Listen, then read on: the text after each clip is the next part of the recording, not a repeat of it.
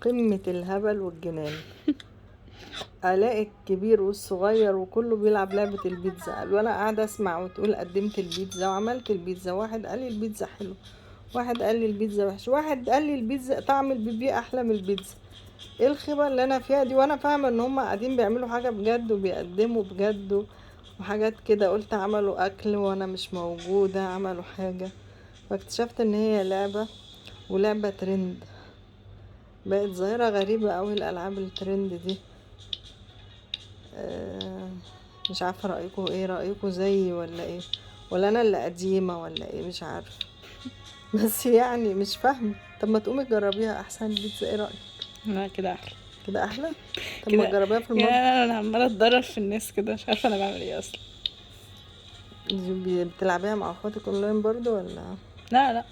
مش زي الالعاب بتاعه البلاي ستيشن والحاجات اللي بتعملوها اونلاين دي؟ والله يا جماعه انا ما كنت عارفه. البيتزا شكلها وحش قوي بس مش مهم.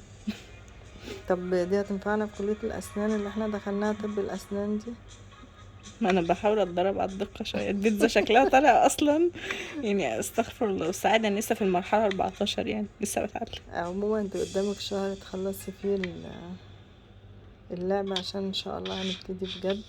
نشوف هتقول ايه. ده غير يا جماعه ان شاء الله ان هي مقدمه كمان في كليه الطب، فاذا جت طب هنضطر ان هنسيب طب اسنان.